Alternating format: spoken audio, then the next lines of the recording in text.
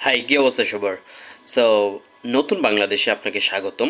এরকম অহরহ বাণী আমরা শুনেছি সবার মুখেই, এবং প্রথম দেখেছি যে সবাই খুব রুলস মেনটেন করছে, খুব আইন কানুন মানছে।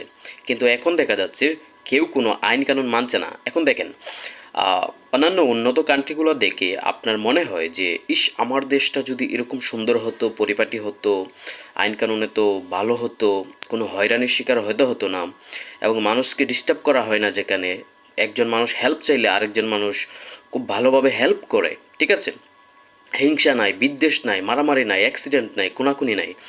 সো আমার দেশটাকে এরকম কীভাবে বানাবো দেখেন। আমরা মনে করি যে সরকার চেঞ্জ হয়ে গেলেই হয়তো বা সরকারের সব কিছু দায়িত্ব, সরকার চেঞ্জ হয়ে গেলে দেশটা চেঞ্জ হবে। নো, ছোট ছোট জিনিস থেকে বড় বড় জিনিসের উৎপত্তি হয়। আপনাকে চেঞ্জ হতে হবে। এখন বলবেন যে আমি একা চেঞ্জ হয়ে গেলে কি দেশ চেঞ্জ হয়ে যাবে? হ্যাঁ, হবে তো। কীভাবে দেখেন, আপনাকে চেঞ্জ হতে হবে, আপনাকে দেখে আরেকজন চেঞ্জ হবে, এইভাবে ২ জন হইলেন, ২ জনকে দেখে আরও ৪ জন হবে। এইভাবে আপনারা ৪ জন মিলে আরও ১৬ জনকে আপনারা চেঞ্জ করবেন। ১৬ জনকে দেখে আরও ৩২ জন এভাবে চেঞ্জ হবে। এভাবে হতে দেখবেন যে ১ বছর, ২ বছর, ৫ বছর পর সব কিছু চেঞ্জ হয়ে গেছে।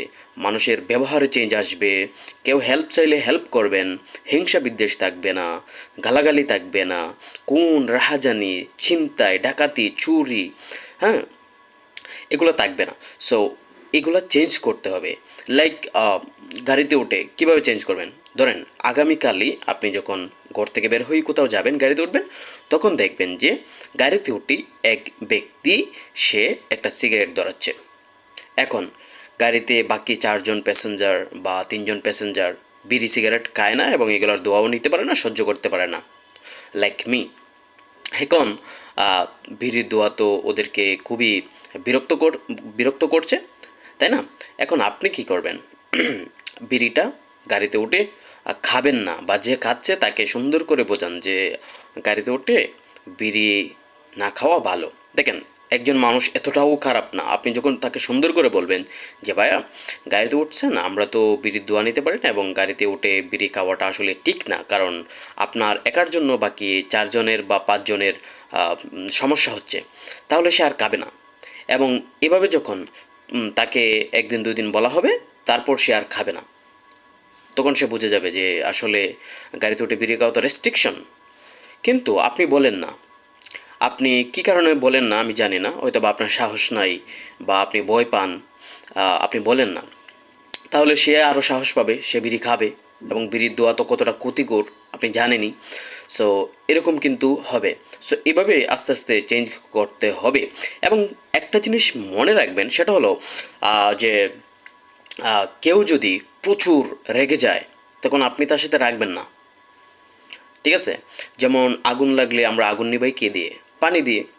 আগুন হিট, পানি ঠান্ডা। সো ব্যাপারটা মিটিগেট হোক কখন? যখন ২ টা অপোজিট জিনিস, বা অপোজিট ধর্মের ২ টা জিনিস যখন আমরা একসাথে করি, তখন ব্যাপারটা কিন্তু মিটিগেট হয়। এখন আহ, মানুষের রাগ আপনি কীভাবে নিয়ন্ত্রণ করবেন?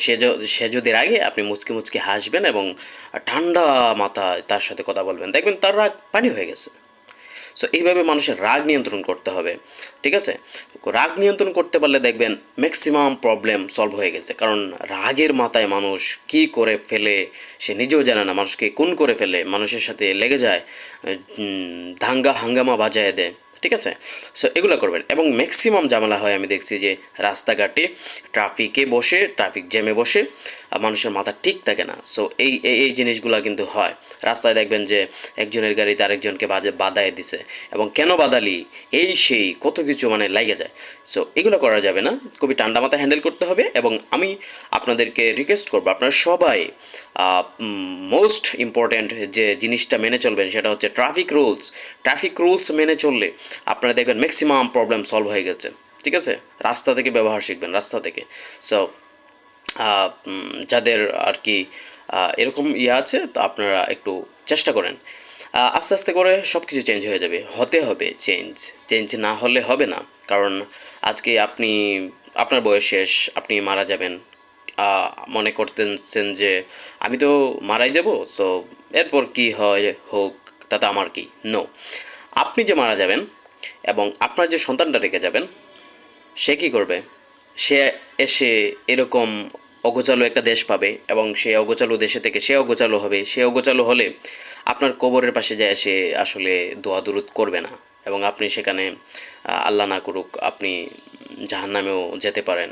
ঠিক আছে? সন্তানের দোয়া করলে জাহান্নাম থেকে মুক্তি পাওয়া যায়, জানেন তো?